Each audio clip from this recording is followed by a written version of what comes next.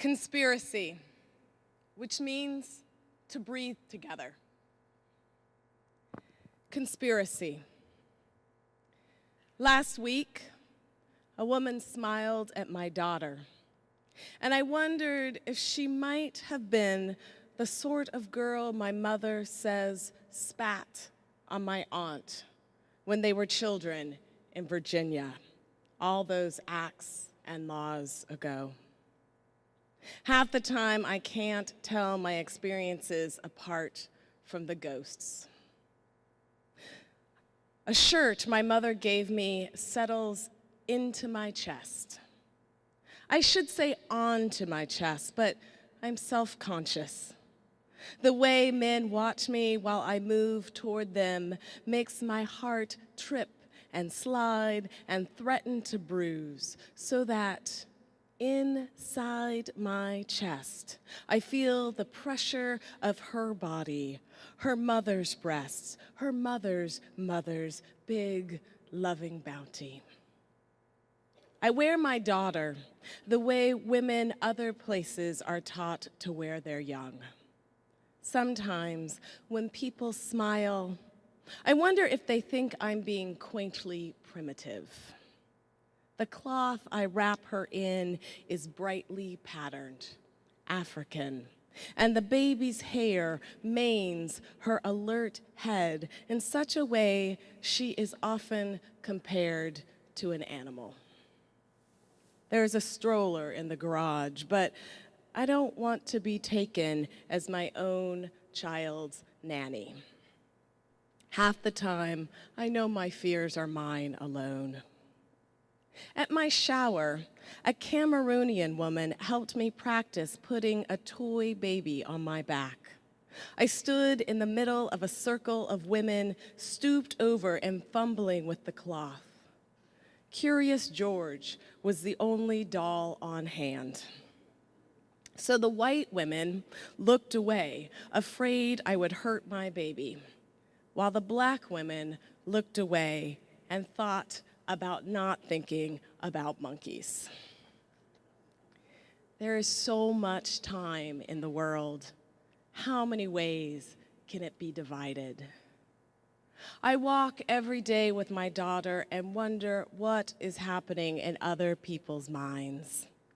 Half the time I am filled with terror. Half the time I am full of myself. The baby is sleeping on my back again. When I stand still, I can feel her breathing. But when I start to move, I lose her in the rhythms of my tread. I am swaying in the galley, working to appease this infant who is not fussing, but will be fussing if I don't move. When a black steward enters the cramped space at the back of the plane. He stands by the food carts, prepping his service. Then he is holding his throat the way we hold our throats when we think we are going to die. I'm sorry. I'm so sorry. He is crying. My God, what they did to us.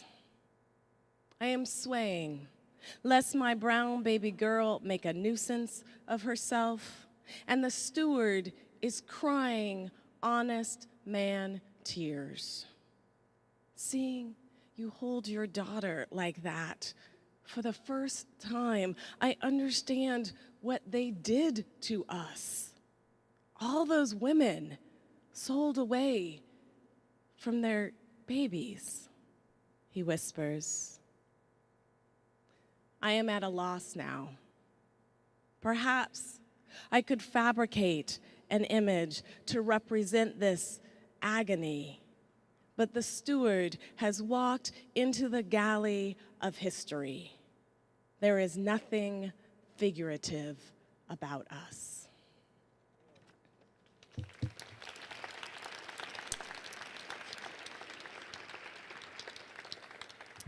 Final poem, Natural History. The rufous hummingbird builds her nest of moss and spider webs and lichen. I held one once, smaller than my palm, but sturdy. I would have told Mrs. Jeffers from Court Street if in those days of constant flights between California and Virginia, I'd wandered into that Oakland museum. Any chance I could, I'd leave my rented house in Lynchburg. I hated the feeling of stuckness that old city's humidity implied. You need to stop running away so much, Mrs. Jeffers would say when my visits were over, and I leaned down to hug her. Why her words come to me, the woman dead for the better part of this new century, while I think of that nest of web and lichen, I cannot rightly say. She had once known my mother's parents. The whole lot of them, even then in their 20s, must already have been as old as God. They were black. The kind name for them in those days would have been Negroes. And the daily elections called for between their safety and their sanity must have torn even the strongest of them down. Mr. Jeffers had been a laborer, the sort I regret I don't remember. He sat on their front porch all day near his oxygen tank, waving occasionally to passing Buicks and Fords, praising the black walnut that shaded their yard. She would leave the porch sometimes to prepare their meals. I still have her yeast roll recipe, the best I've ever tried. Mostly, though, the same Virginian breeze that encouraged Thomas Jefferson's tomatoes passed warmly through their porch eaves while we listened to the swing chains and no one talked or moved too much at all. Little had changed in that house since 1952. I guess it's no surprise they come to mind when I think of that cup of spider webs and moss made softer by the feathers of some long-gone bird. She used to say, I like it right here where I am, in my little house here with him. I thought her small-minded. In the winter, I didn't visit very often. Their house was closed up and overheated. Everything smelled of chemical mothballs.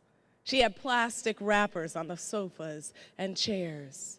Everyone must have once held someone as old and small and precious as this.